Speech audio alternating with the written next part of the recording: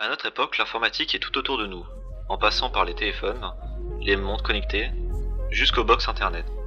Tous ont un point commun, ils ont dû à un moment être codés via un langage informatique. Aujourd'hui, on va suivre l'avancée de la programmation. Bonjour, c'est Cap, je vais vous raconter l'histoire de la programmation. Mais avant ça, on va revenir à la création de l'ordinateur. En 1645, la calculatrice mécanique, créée par Blaise Pascal, nommée la Pascaline, a été inventée. C'était la première machine mécanique pour calculer. Ensuite, en 1703, Leibniz, un mathématicien philosophe scientifique, a expliqué l'arithmétique binaire composée de 0 et de 1. En 1847, l'algèbre de Boole, par George Boole, qui reprenait le binaire, mais cette fois sous forme de porte logique, de et de ou. La machine de Turing de Alan Turing en 1940, qui a d'ailleurs eu un film en son honneur, était une machine qui pouvait lire sur une bande un calcul, et grâce à un programme interne permettait de calculer et de ressortir le résultat à l'écrit. Environ 20 ans plus tard, IBM rentre en jeu et sort les premiers calculateurs numériques, le Z3, le Mark I et le Mark II. Et pour finir en 1951, date qui fut l'apparition des premiers ordinateurs commercialisés avec la sortie de Univac 1. À partir de là, les ordinateurs vont commencer à s'améliorer sur la puissance, l'esthétique et la place qu'ils peuvent prendre. Maintenant, on peut passer au premier langage qui a été créé de l'histoire.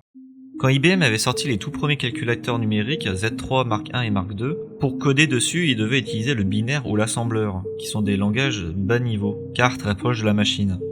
À cause de ces langages laborieux, on constate très vite qu'en plus de nécessiter beaucoup d'efforts intellectuels, cette manière de programmer engendre un certain nombre d'erreurs.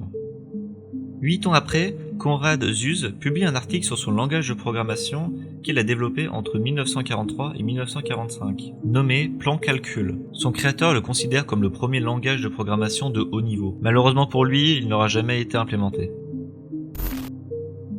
La même année, le langage de programmation de l'ENIAC sort, et en 1948, le langage machine du premier programme enregistré, le jeu d'instruction de la SSEM.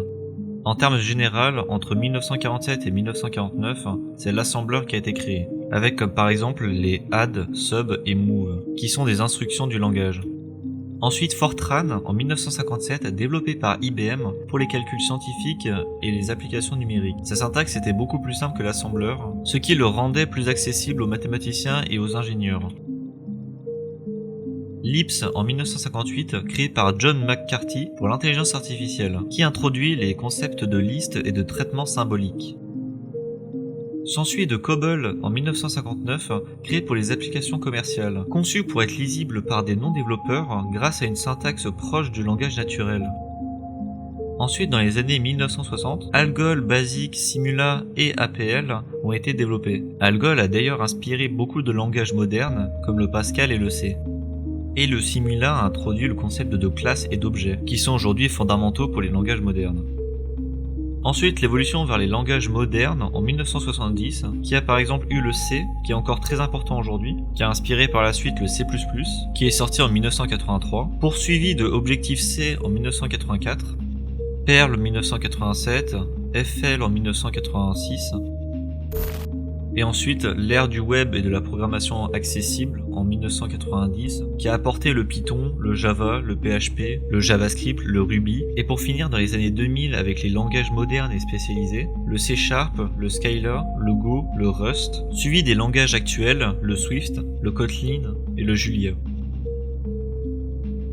Puis sans doute que les prochains langages seront basés sur l'IA, donc compréhensibles par l'homme, et totalement naturels. Merci d'avoir regardé ma première vidéo sur cette chaîne. Je viens de TikTok pour faire du meilleur contenu sur YouTube. Et sur cette chaîne, je vais faire des vidéos sur des histoires racontées comme ça, sur des théories et d'autres concepts que j'aimerais bien faire. Donc si ça vous a plu, vous pouvez rester. Et ne plus jamais quitter la vidéo. Allez, bye!